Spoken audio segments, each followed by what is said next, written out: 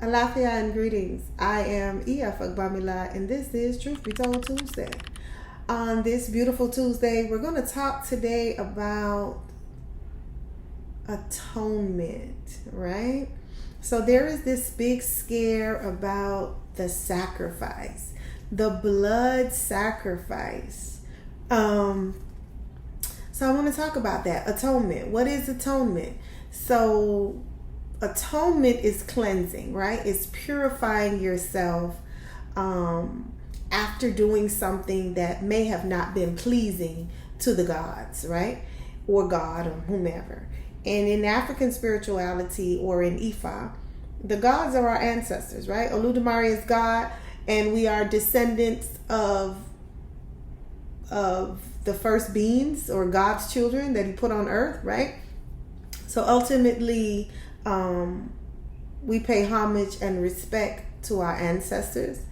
Those that have come before us, our linkage or our connection to the Most High God. And it is through atonement that we are forgiven for things that we may or may not have done, or things that we have done that are not pleasing to the eyes of our ancestors or to the gods. And a lot of times we do things sometimes without knowing. And you may have heard it said, forgive them, Father, for they didn't know. Ultimately, children or young people or people who haven't done particular divination to find out what are your taboos, what are your things that spiritually you're not supposed to be doing, that are not in alignment with your purpose or your destiny, and they're just things that you should not be doing. And when you have done those things, you need to make atonement. You need to cleanse. And there are lots of ways to cleanse. But the blood sacrifice is the best way. Oftentimes, depending on the offense, the blood sacrifice is the only way. And like I said, coming from a Shango Baptist or just a Baptist and Seventh-day Adventist system prior to even finding African spirituality, before even finding Ifa,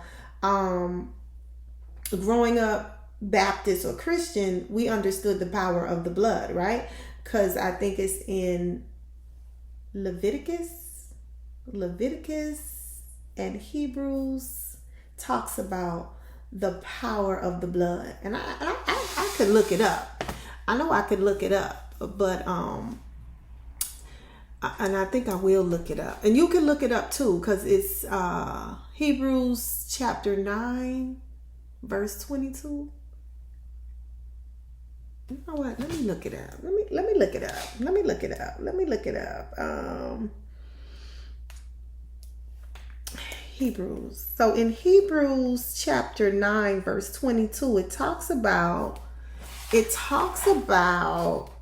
everything is purified with lifeblood, and without lifeblood there is no forgiveness, right? All right. And then Leviticus, let's see what Leviticus says. I know it's in Leviticus 17:11. For the life of the flesh is in the blood. I have given it to you as atonement for the soul. For it is the blood that maketh an atonement for the soul, right? So atonement is forgiveness. And to be forgiven for the things that we may have done that may have not been pleasing in the eyes of the gods or the ancestors, we sometimes need to make a blood sacrifice. And I was doing some meditation this morning. Well, not this morning, yesterday morning, because, I do prayer and worship with my group on Sundays. And every Sunday we have something called the Word. And the Word for yesterday was in reference to, I can't remember. But I know it has something to do with giving honor and thanks to your mother. For your first atonement, your first cleansing, right? And in my meditation yesterday, it was so beautiful. In my meditation, I saw a baby, right? A baby being born. And what stood out to me so much was that this baby was covered in blood, in the mother's blood, right? The blood of the womb.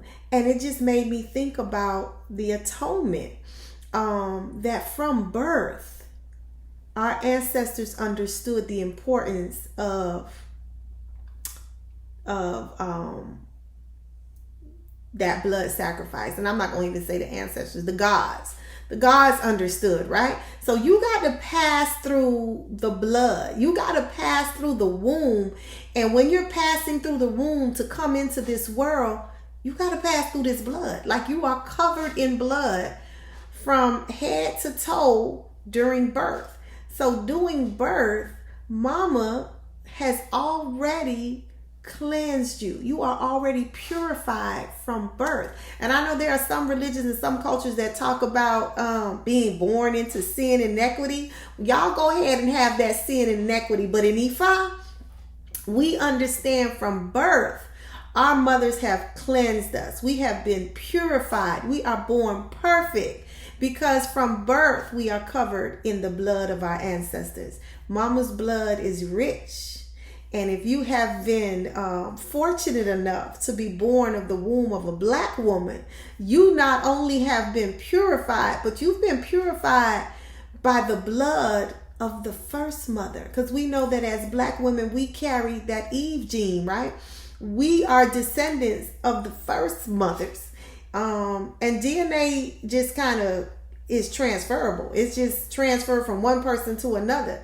So when your child is being born, or when you were born, you were already covered in the blood. Isn't that a beautiful thing to feel? To know that from birth, there was atonement for me. For birth, there was forgiveness, right? From the very beginning, I was born pure. I was purified. I was cleansed in the blood of my ancestors. And I just want to give thanks to all the black mothers out there who cleansed their babies from birth, made them pure in the image and the likeness of their ancestors. More dupe to the mothers today. I'm going to pat myself on the back too because I am a mother. So that's beautiful, the atonement. So we understand that in African spirituality, we don't take the life of humans, I mean, sometimes it's necessary, but we do have animal sacrifices. And we understand that blood is necessary for our atonement. It is a part of our culture. It is our understanding of an eye for an eye and a eye for an eye and a what is it, tooth for a tooth, child? Don't quote me, okay? Don't quote me. But we understand that for the things that we should ultimately die for, when the spirit of death comes, he's coming for a body. So you have to be able to provide that body, some body has to die. And I think I mentioned this in a previous video. Every time you hear the word body, you don't have to think of a person, because every living thing possesses a body. Every soul or every spirit takes possession of a body, right? A cat has a body, a dog has a body, an ant has a body, a roach has a body, so everybody, right? Everybody sometimes has to sacrifice their life for the life of another, right? And even if you don't believe in the animal sacrifice, stop eating them chicken wings, okay? Because that animal had to die for you to eat them chicken wings, okay? Stop eating that steak, okay? Stop eating that lobster. Stop eating that shrimp, because somebody, and I say that literally, somebody, the body of that cat, that dog, that lobster, that fish, that chicken, that steak, where you get that cow, somebody had to die in order for you to sustain life, right? Because you feeling like you eating that meat, you're sustaining life, right? So with that being said, somebody has to die for others to live, period, right? The body of that cow had to be that cow had to die in order for you to eat that steak, you know. So those of you that are so called against the sacrifice, the blood sacrifice or whatever, I just pray that you are a vegan or a vegetarian, that you're not eating any meats, any animal flesh, because in order for you to eat that animal flesh, you participated in the death of that animal. Okay. And I think in Ifa, it's okay. It's kind of,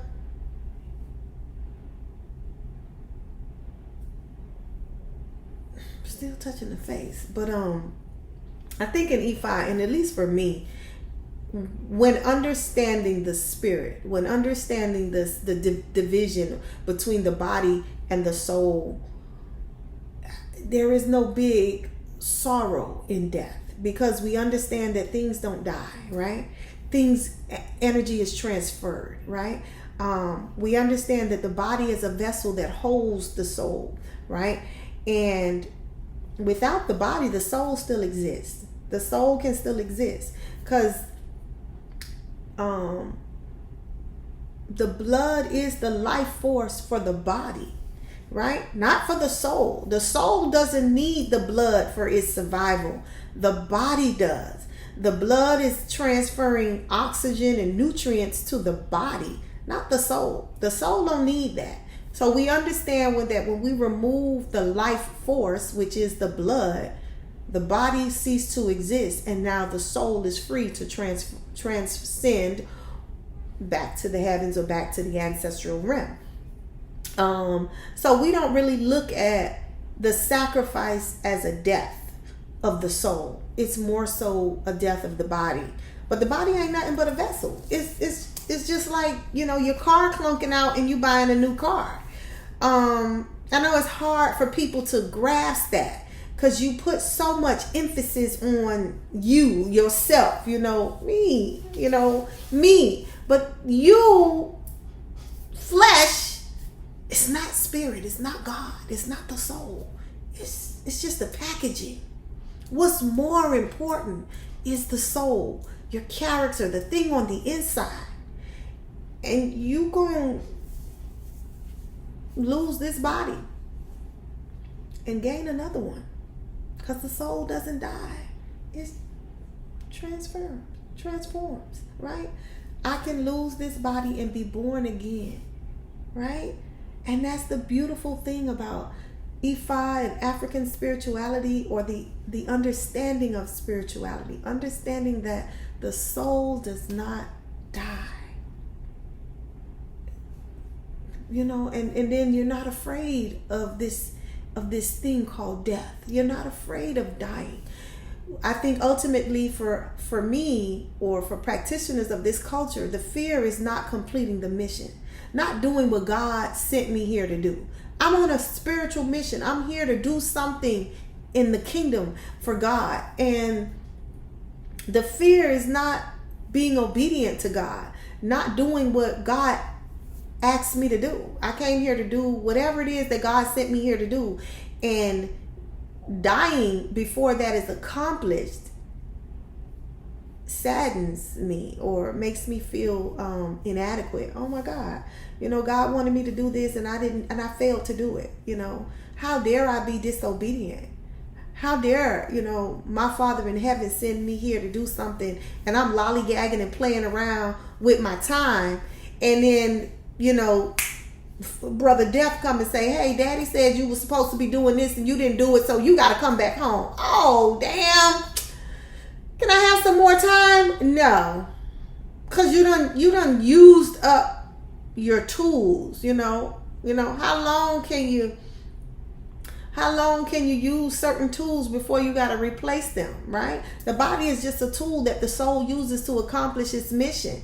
And after a while, you got to replace the body. You got to get a new body. And hopefully you did what you were supposed to do, and Father would consider sending you to do something else, You have that child that you ask to, hey, can you go and cut the grass for me?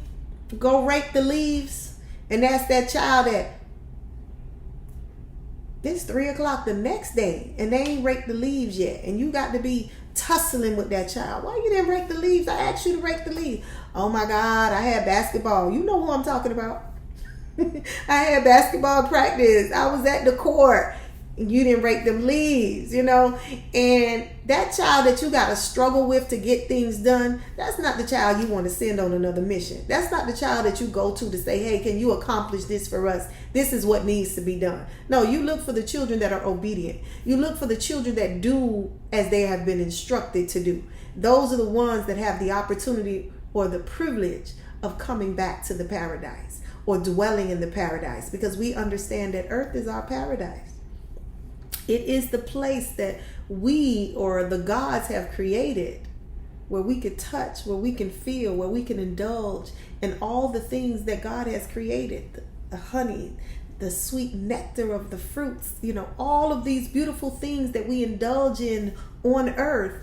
Those are our gifts. Those are our rewards for completing God's mission. Ashe, Ashe.